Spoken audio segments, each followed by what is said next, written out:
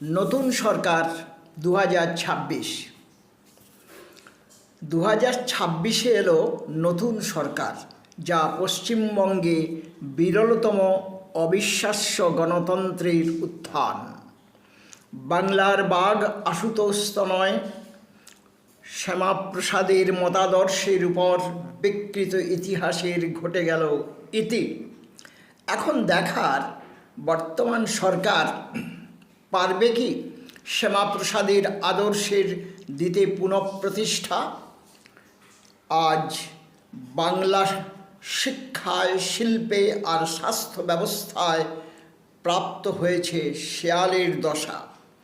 একটাই কারণ, সেটি হলো শিক্ষার মেরুদণ্ড প্রায় অর্ধ শতাব্দী ব্যাপী ভেঙে মুজড়ে খান খান। 70 দশকের গোড়ার দিকের একজন সিইউর সামান্য ছাত্র হিসেবে লজ্জা পাই আজ একবিংশ শতকের 1/4 মুহূর্তে এসে কলকাতা বিশ্ববিদ্যালয়ের অবস্থা দেখে। 70-এর দশকেও সিইউর সম্মানের তুলনা হতো অক্সফোর্ড, কেমব্রিজের সাথে, বিশেষত ইংরেজি ডিপার্টমেন্ট নিয়ে।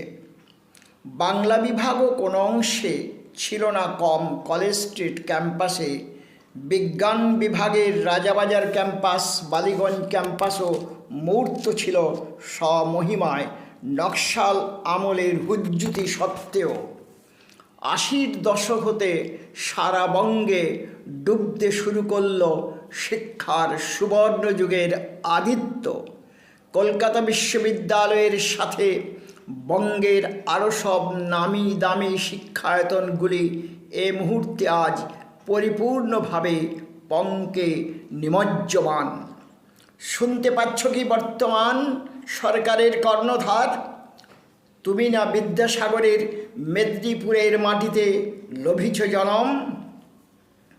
ভুলে যেও না, এক সময় বাংলার বাঘ ছিলেন সিইউর ভাইস চ্যান্সেলর। বাগবাচ্চা শ্যামাপ্রসাদও ছিলেন সিইউর ভাইস চ্যান্সেলর। অবিলম্বে খাড়া করে দাও বাংলার শিক্ষার সিদ্ধানাটা, তাহলেই ফিরে আসবে সসম্মানে শিল্প আর স্বাস্থ্যের সুব্যবস্থাটা। এই আশা নিয়ে আমরা সমগ্র পশ্চিমবঙ্গবাসী অপেক্ষমান হয়ে রইলাম তোমার বিচক্ষণ প্রশাসন দক্ষতার প্রতিটি প্রক্ষেপণের প্রতি। ভুলে যেও না কর্ণধার, সাবধান, শ্যামাপ্রসাদের চিন্তাধারা রূপায়ণের মাঝে যেন না ঢুকে পড়ে কোনো বেঈমান দলের নোংরা জলধারা, যা অবশ্যই ভাসিয়ে নিয়ে যাবে তোমার শ্রমলব্ধ বাঘের বাচ্চার আশীর্বাদ বিষ্ঠাপূর্ণ নর্দমায়। তাৎক্ষণিক শুরুটা করেছ খুবই ভালো, ঠিক যেন ত্রেতালের 16 মাত্রার ক্লাসিক ছন্দ। পিছলে যেও না হে প্রশাসনিক কর্ণধার, দাদ্রার তিমাত্রায় ধাধিনা নাতিনায়। রইলাম বঙ্গনিবাসী মোরা আশায় আশায় গগনভেদী বন্দে মাতরম শব্দে সমাপ্তি টানিয়েবে ঋষি বঙ্কিমের ভাষায়।